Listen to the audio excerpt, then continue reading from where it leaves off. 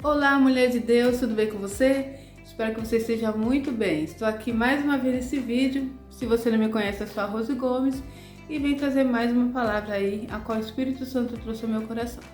Nesse vídeo estou falando aí sobre prosperidade. Quem não quer prosperar, né? Quem não quer vencer na vida financeira? E esse é um dos meus propósitos esse ano. Tenho visto grande mudança.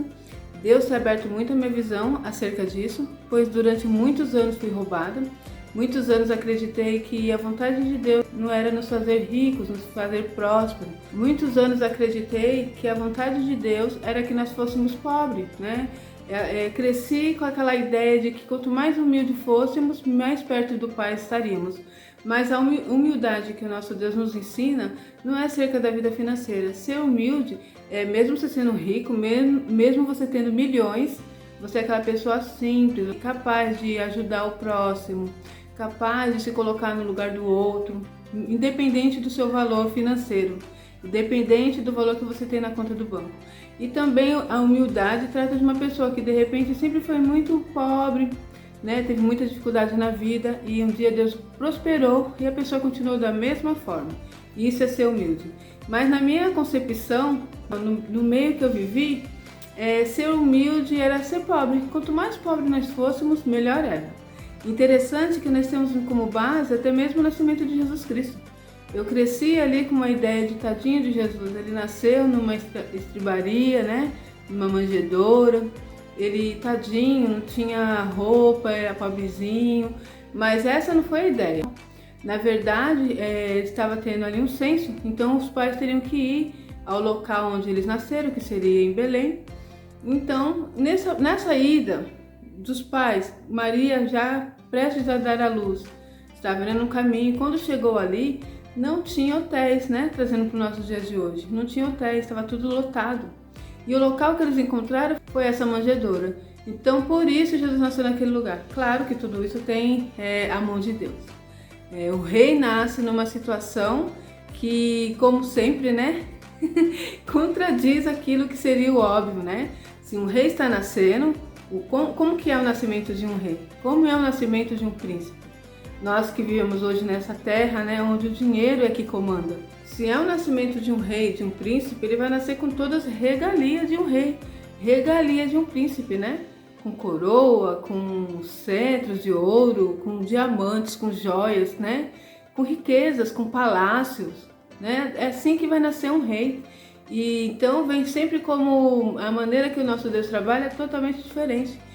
Nosso Jesus, que é o rei, que traz ali junto dele a missão de nos trazer a salvação, de nos libertar da mão de Satanás, de nos libertar do pobre. Então ele nasce numa manjedoura. Isso é o mistério de Deus. E só que aí nós crescemos vendo essa situação e ali foi ensinado que quanto mais pobre, mais perto de Deus. Quanto mais pobre, os ricos não herdarão o reino dos céus, né? Devido a algumas palavras que tem nas escrituras, mas que precisamos entender o contexto daquilo. Por que foi falado dessa forma? Como aquele menino, o rico, que ele perdeu a salvação porque era rico. Mas a questão não era essa. A questão é que ele tinha o coração voltado na riqueza que ele tinha. Não é verdade? Então, por isso, o Senhor Jesus, conhecendo o coração, nosso Deus, Ele conhece o nosso coração. Eu posso falar o que eu quiser falar. Eu mostro, demonstro ser alguém maravilhoso, cheio da graça, mas o nosso Deus conhece o coração. A Deus ninguém engana, não é verdade? Então, por isso que Jesus foi logo nessa tecla aí da riqueza. O Senhor Jesus sabia que ele tinha o coração voltado. Então, aquele menino rico, ele diz, né, olha, o que eu posso fazer para ele dar a salvação? Porque todas essas coisas eu faço, tipo assim, ele era um bom filho, ele era honesto, ele era trabalhador, né? O que eu posso fazer? E Jesus foi no ponto-chave. Vende tudo que você tem e siga-me. Porque o Senhor sabia que ele tinha o coração voltado para o dinheiro. E isso fez com que o nosso Deus fosse nesse ponto. Nós temos em contrapartida Zaqueu, que também era rico. Zaqueu era cobrador de impostos, né? Diziam ali que ele, pode dizer, tinha vantagem sobre essa situação. Mas quando Jesus vê ele na árvore, né? Naquela figueira, Zaqueu correu até a figueira porque queria ver Jesus. Já tinha o coração voltado para Jesus. Ele ouviu falar que Jesus estava passando, ele falou, como que eu posso ver esse homem? ele é alguém especial, eu já ouvi falar dele, eu preciso vê-lo, mas em meio a essa multidão eu não vou conseguir ver porque eu tenho uma estatura baixa. O que eu posso fazer? Eu vou subir numa figueira. Então isso mostra a atitude de um homem querendo ver Jesus, a atitude de um homem querendo reconhecer a grandeza do nosso Senhor Jesus. Então ele subiu numa figueira. Nosso Senhor Jesus, quando veio em meio àquela multidão, já logo notou Zaqueu na figueira. E ele disse o que para Zaqueu? Zaqueu, desce depressa porque hoje convém pousar em sua casa. Então você não vê Jesus falando para ele, olha Zaqueu, eu vou pousar em sua casa, mas você vai ter que dar tudo que você tem. Você é rico, então você tem que dar tudo que você tem. E assim pousarei na sua casa. Observa que Jesus não vai nesse ponto. Não falou nada, nem acerca do que ele fazia, apenas disse, desce depressa porque convém pousar na sua casa. E Zaqueu, constrangido com essa atitude de Jesus, com esse amor tão lindo, né? Que é assim que nosso Senhor Jesus nos conquista, através do amor dele. Ele pegou e disse o quê? Eu vou devolver tudo que eu peguei a mais, né? Se eu, de alguma forma, eu defraudei alguém, eu vou devolver. Então ele reconheceu o erro dele diante de Jesus. Então você observa aí um que é rico e o Senhor Jesus vai no ponto ali, vende tudo que você tem e siga-me. E com Zaqueu, que também era rico, ele não tocou na questão da riqueza dele. Muito pelo contrário, ele viu no coração de Zaqueu o desejo de estar com ele. Ele viu a atitude que Zaqueu teve para encontrá-lo. E isso agradou a Deus, isso agradou ao Senhor Jesus. E ele quis pousar em sua casa. E através da atitude do Senhor Jesus, houve transformação e salvação na vida de Zaqueu. Então, deixando isso bem claro, a questão de ser rico não vai te levar ao inferno. O que move é a questão do seu coração. Como é o seu coração? O seu coração é voltado para o dinheiro? Você deseja ter muito dinheiro, juntar tesouro na terra, onde a traça consome e o ferrugem destrói? Ou você tem o coração voltado ao Senhor Jesus e busca agradá-lo de todo o seu coração? E óbvio que você precisa ter uma vida abençoada e próspera. Então Deus vai olhar para o seu coração, porque só Ele conhece o seu coração, e vai se alegrar e vai ter o desejo de te abençoar com riquezas, com prosperidade. Entende isso? Então eu vou falar com você hoje sobre essa palavra. Isso é só para começar. Gente, bom, antes de eu começar a palavra, não repare, eu estou com o meu pijaminha aqui, tá toda maravilhosa, hoje é domingo. Eu moro agora aqui em São Paulo, Penha, tá?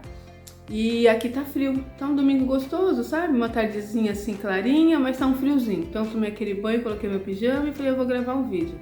Tô no conforto da minha casa, na minha sala. Tô muito feliz nesse lugar novo, né, que Deus me trouxe. E aí eu falei, vou gravar dessa forma mesmo. Tô em casa, gente, olha aí. Depois eu mostro pra vocês ele por inteiro. Eu ganhei esse pijaminha no Dia das Mães, né? Tem até uma pantufinha. É muito bom. E aí, quem não gosta, né? Tomar aquele banhozinho gostoso à tarde. Coloquei meu pijaminha e vim gravar esse vídeo, tá bom? Eu vou ler pra vocês hoje a palavra que Deus colocou no meu coração, a pesca maravilhosa. Pra resumir um pouquinho, é acerca de Pedro, que esteve ali durante toda a noite pescando. Pedro era um empresário, né? Pedro tinha ali o seu trabalho junto aos outros pescadores. E ele ia ali fazer o trabalho dele. Ele sabia, já conhecia o mar, já sabia toda a estratégia de uma boa pescaria, já sabia o ponto certo de ir. E ele não fez de outra forma, né? Não fez diferente de outros dias. Foi com o seu barco em alto mar, no lugar certo, e passou a noite ali pescando. E não pescou um único peixe. Pedro voltou muito irritado. E ficou ali na beira da praia, deixou o seu barco. E o nosso Senhor Jesus, fazendo a obra, pegou o barco dele, mais um outro, né? E usou ali como se fosse um púlpito, sabe? Subiu naquele barco e estava pregando a palavra com uma multidão que estava ali perto de Jesus. Onde Jesus estava, sempre havia multidão, porque ele era maravilhoso, né? Trazia palavra de salvação, palavra de transformação. Ele estava ali fazendo a obra de Deus. E é interessante, vamos lá no versículo 4. Bom, quando acabou de falar, disse a Simão, faze-te ao largo e lançai as vossas redes para pescar. Respondeu-lhe Simão, mestre, havendo trabalhado toda a noite, nada apanhamos, mas sob a tua palavra lançarei as redes.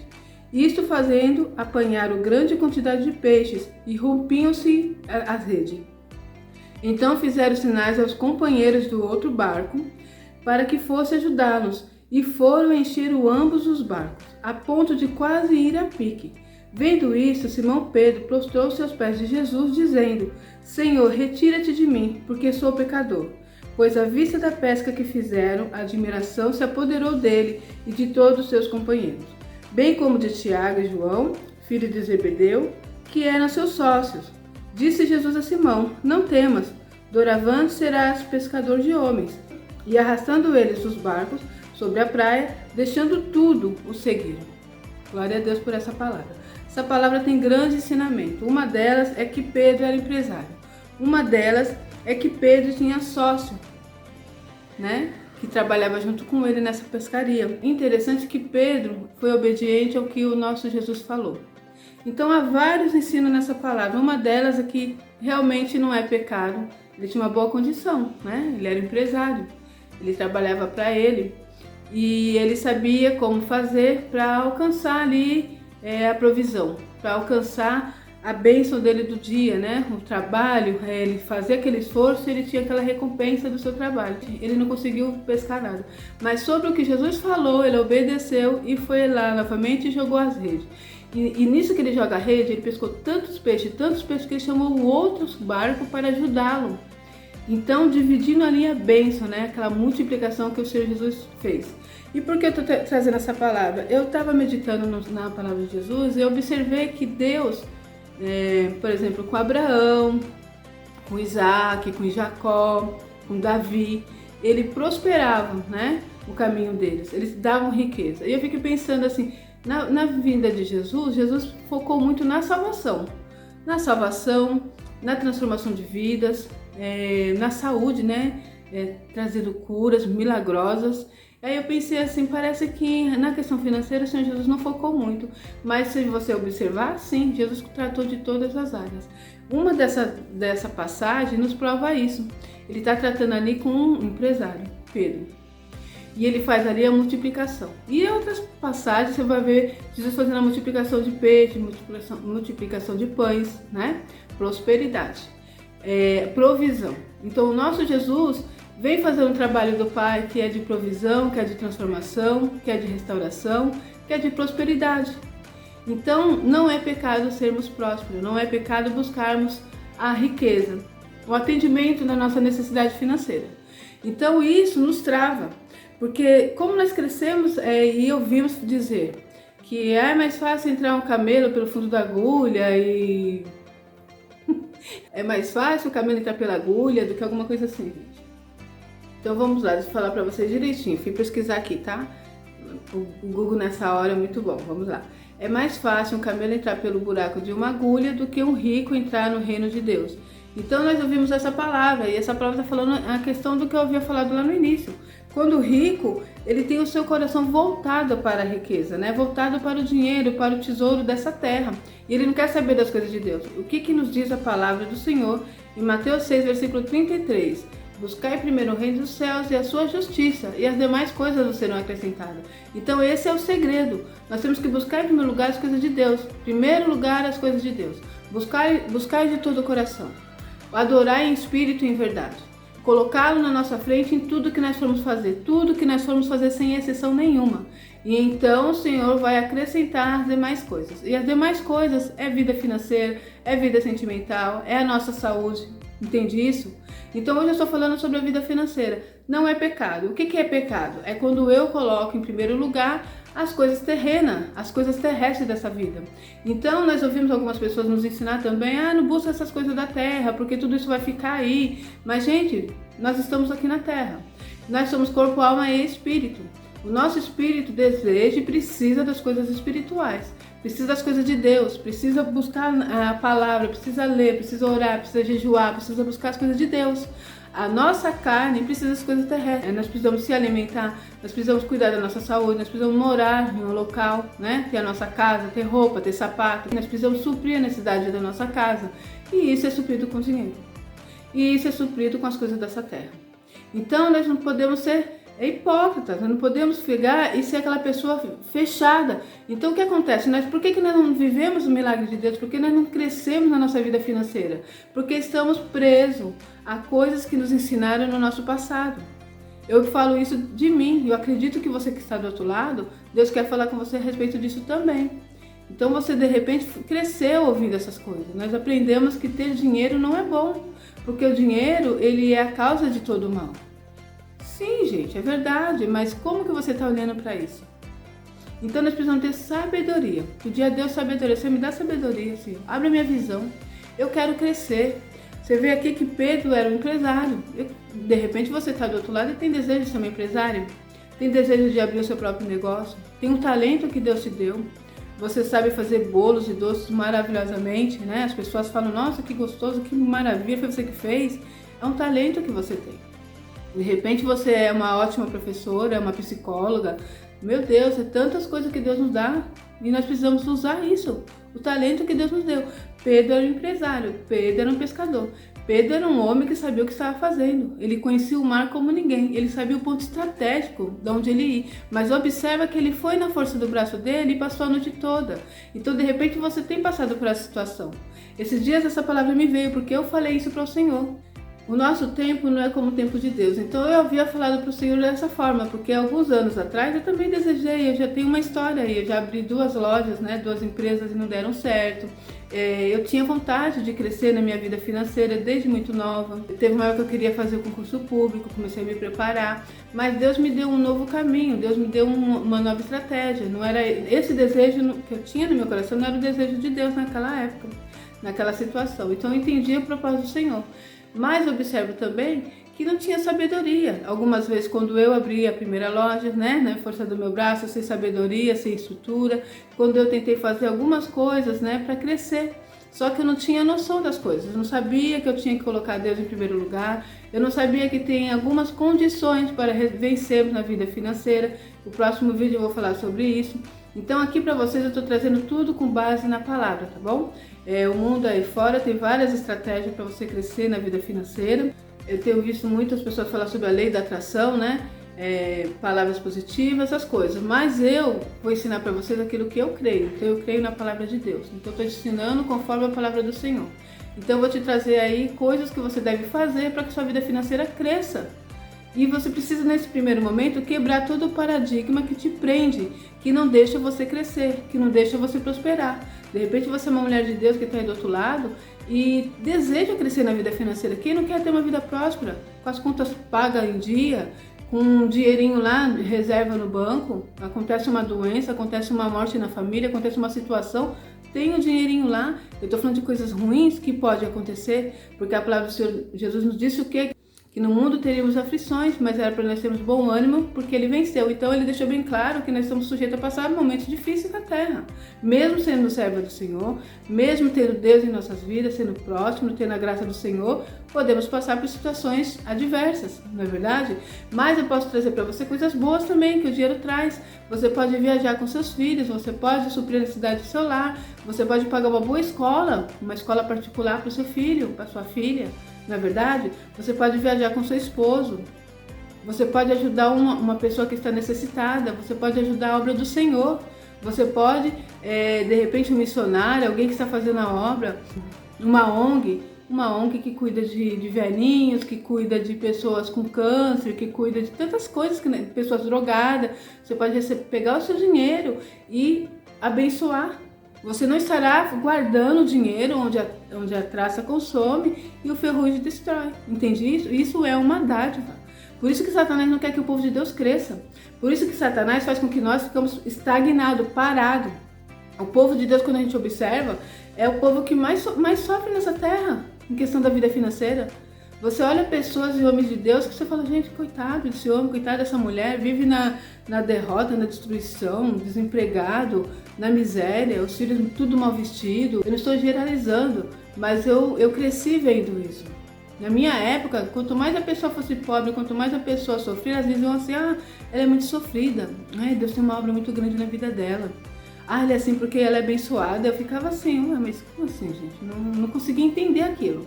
Porque eles diziam, quanto mais humilde, quanto mais pobre, é porque Deus está na vida da pessoa.